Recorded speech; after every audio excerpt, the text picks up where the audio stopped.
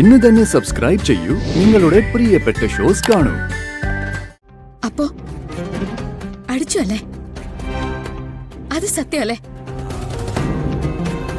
അവനേക്കാൾ ക്രൂരനായ ഒരാളെ ഞാൻ ഇതുവരെ കണ്ടിട്ടില്ല. അവൻ ക്രിമിനലാ, ബോൺ ക്രിമിനൽ. വേണ്ട, നിങ്ങളൊക്കെ വന്നില്ലായിരുന്നെങ്കിൽ ഇവനെന്നെ കൊന്നേനെ.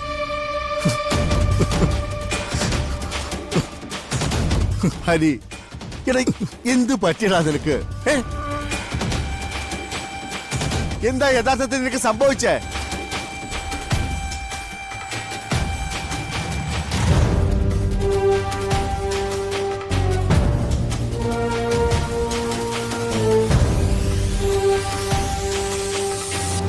എടാ ഹരി,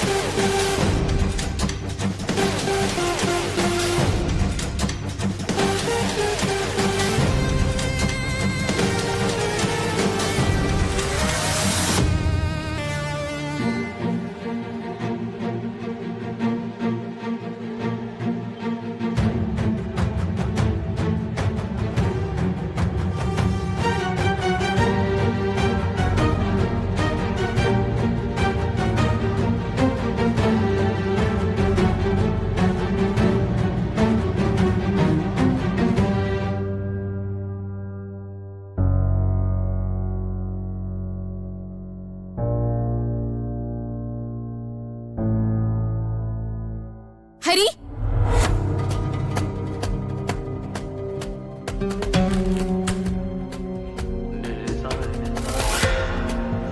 ഹരി, ജീവൻ പറഞ്ഞത് സത്യമാണോ? ഹരി ജീവനെ അടിച്ചോ? ഒരു കാര്യമില്ലാതെ അങ്ങനെ എന്തെങ്കിലും സംഭവിക്കുമെന്ന് നിത്യ കരുതുന്നുണ്ടോ?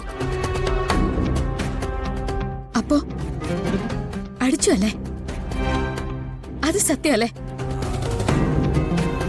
അവനേക്കാൾ ക്രൂരനായ ഒരാളെ ഞാൻ ഇതുവരെ കണ്ടിട്ടില്ല. അവൻ ക്രിമിനലാ, ബോൺ ക്രിമിനൽ. വേണ്ട, എനിക്കൊന്നും കേക്കണ്ട.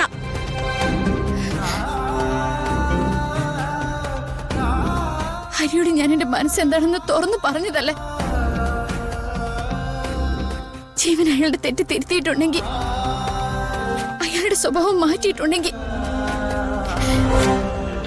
എനിക്ക് അയാളുടെ ജീവിതത്തിലേക്ക് തിരിച്ചു പോണം.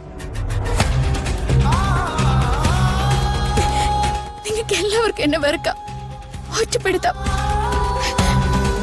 പക്ഷെ ഇതുണ്ടല്ലോ, ഇതുപോലൊരു താലി എന്റെ കഴുത്തിൽ കെട്ടിയ ആളാ ജീവൻ. അത് കെട്ടിയ ആള് ജീവിച്ചിരിക്കുമ്പോ വേറൊരാളുടെ മനസ്സിലെ മോഹാവാനൊന്നും എന്നെ കൊണ്ട് പറ്റില്ല.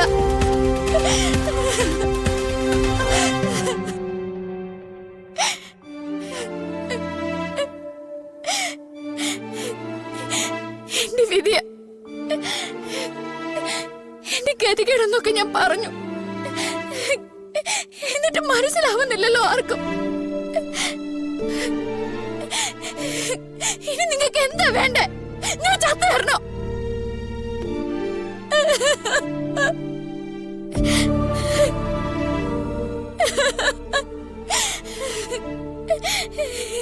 എനിക്ക് മടുത്തു.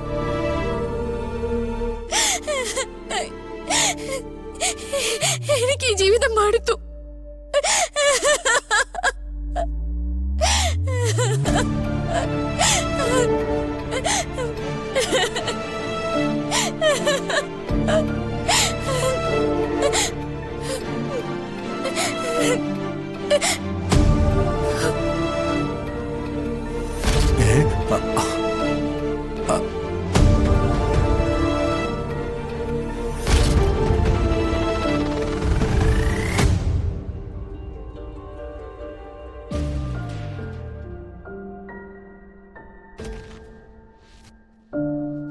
എടാ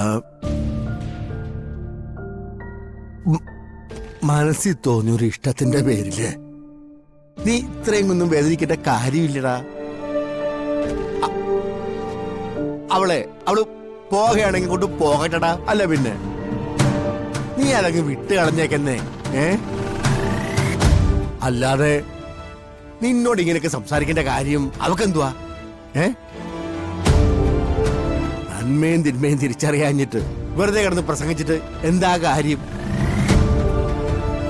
അവളുടെ വിധി ചാവാനാണെങ്കിൽ അവളവൻ്റെ കൂടെ അങ്ങ് പോകട്ടെ, പോയി കൂടെ ജീവിക്കട്ടെ. ഇടാ മോനെ, അതിന് നിനക്കെന്താ? ഏതായാലും ഇനി അവൾ ഈ വീട്ടിലേക്ക് വരണ്ട, നിന്റെ ജീവിതത്തിലേക്കും വരണ്ട. നിത്യ തിരിച്ചു വരും. അവൾക്ക് വന്നേ പറ്റൂ.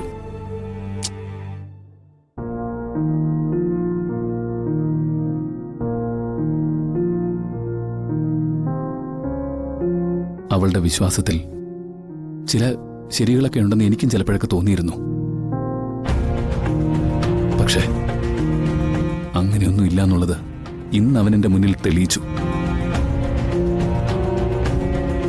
അവന്റെ ലക്ഷ്യം നിത്യയെ സ്നേഹിക്കാന്നുള്ളതൊന്നുമല്ല, നിത്യയോടൊപ്പം ജീവിക്കാനുമല്ല, അവളെ കൊല്ലാൻ അമ്മാവ. അയ്യോ, അതിന് ഞാൻ സമ്മതിക്കില്ല. ഇനി അവളെ ഞാൻ ആർക്കും വിട്ടുകൊടുക്കില്ലെന്ന് എന്റെ മനസ്സിൽ തീരുമാനമെടുത്തു കഴിഞ്ഞു. പക്ഷെ അവള് പറയുന്നത് അമ്മാവൻ കേട്ടതല്ലേ? അവള് പറയുന്നത് അവളുടെ താലിയെക്കുറിച്ച്. എത്ര കാലമായി നമ്മുടെ നാട്ടിലെ പെണ്ണുങ്ങള് ആട്ടും തുപ്പും ചവിട്ടും ഒക്കെ ഏൽക്കുന്നത് ഈ താലിയുടെ പേരില്.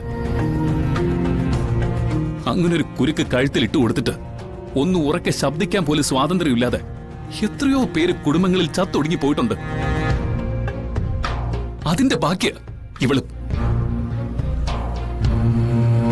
ആചാരങ്ങളൊക്കെ പഠിപ്പിച്ച് ഈ പെണ്ണുങ്ങളൊക്കെ ഒതുങ്ങി നടക്കണമെന്ന് ശീലിപ്പിക്കുന്നതിനിടയിൽ താലിയുടെ മഹത്വം പറഞ്ഞ് അവളെ കുരുക്കിയതിന്റെ കൂലി. അതിൽ നിത്യ മാത്രം കുറ്റം പറഞ്ഞിട്ടൊന്നും കാര്യമില്ല. എന്നെങ്കിലും ഒരിക്കല് ഈ അടിമത്തൊക്കെ വലിച്ചെറിഞ്ഞിട്ട് പെണ്ണുങ്ങളൊക്കെ നേരെ മുഖത്ത് നോക്കി സംസാരിക്കുന്ന രീതിയിൽ നിൽക്കണം. അന്ന് തീരും ഈ താലി കൊണ്ടുള്ള ഈ തടവ്.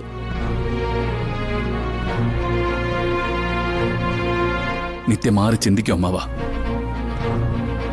അവള് ബുദ്ധിയുള്ള പെണ്ണ.